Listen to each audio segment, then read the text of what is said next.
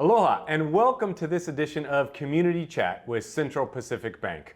My name is Tim Sakahara, Corporate Communications Manager with CPB, and it's my honor and privilege to be joined today by Joe Condina, the owner of Hana Kitchens, and he's also a valued and vital CPB customer. Joe, thanks for being here with us. Thanks for having me, Tim. I guess first of all, talk to us about your business and what inspired it. Sure. So Hana Kitchens is a culinary incubator, shared use commercial kitchen. Essentially, we're a small business that helps other small businesses. So we provide three essential services for food entrepreneurs. One, we provide a physical space for them to safely make food. Two, we are a place where they can scale their business because we invest in light industrial equipment. So we want them spending more time on their business than in their business. And three is the community that we foster in the kitchens. You started at a very difficult time. You actually launched your company in the heart of the COVID pandemic. I think the pandemic freed up some spaces, unfortunately, for some businesses. There was definitely a challenge starting at July 2021. Had we had some traction before that, it would have maybe more people would have sought us out during the pandemic because a lot of restaurants were closed and people were looking for delivery options. The farmers markets were in operation, which is a big demographic of the people who use our space. We were lucky enough to have a couple of really good companies come in on the onset and sort of carry us through the pandemic, which we were very fortunate. Yeah, well, and I know sustainability is very big with you as well. I mean, it's in your mission statement. Kind of talk about that and why sustainability means so much. Well, you know, being on an island, we're heavily reliant on bringing food products in here. We need to be looking more to what we produce here, whether it's proteins or produce. Yeah, in my previous role, I know that very well. I mean, 80% or more of everything we consume is imported in, and of that, 98% gets shipped in through our harbors and things. So it's a huge number, and so anything we could do to get more local products, the better, right? Absolutely. Talk about the challenges with not only with that, but also being a small business owner and how you kind of work through those. A lot of people are starting to look at the farmers a little bit more closely on what they're producing, and I think a lot of the businesses that work in our kitchen actually ask farmers to produce certain produce for them. And I think that's kind of changed the landscape of what's being the end products that are being able to be produced here.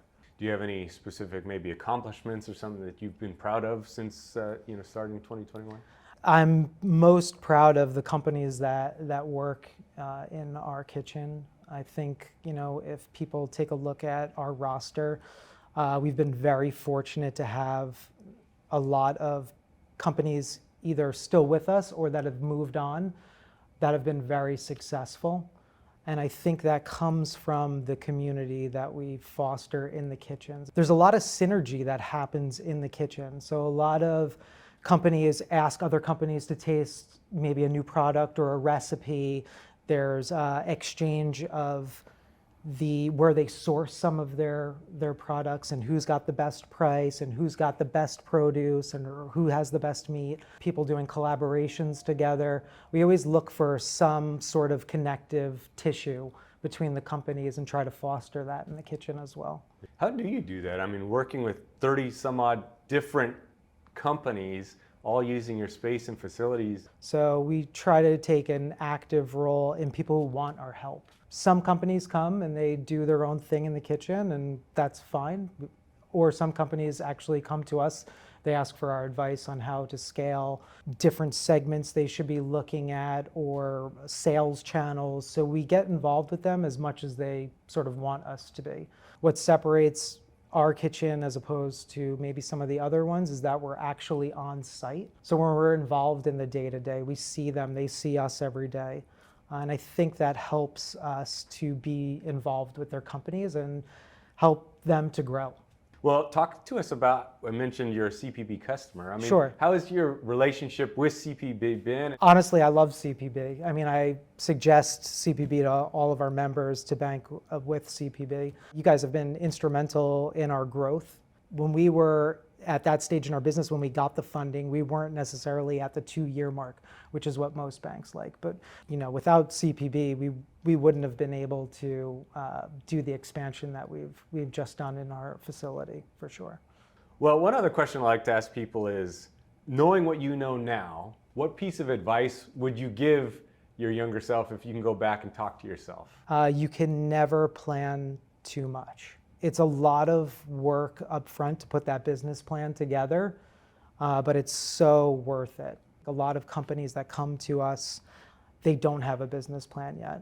It really gets you to see and understand your business in depth. It's one thing to be in the day-to-day or coming up with the concept, but to put pen to paper and to lay it all out. And I really wish that I would have done more of that in the beginning of starting Hana Kitchens than doing it after we were up and running.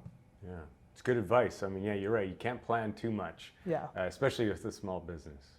Well, Joe Condina, owner of Hana Kitchens, thank you so much for being here, and thank you for being a valued CPB customer, and more importantly, thank you for helping other small businesses succeed in their operations. We greatly appreciate it. Thank you so much. All right, and thank you all for joining us here today on Community Chat with Central Pacific Bank. We'll see you next time.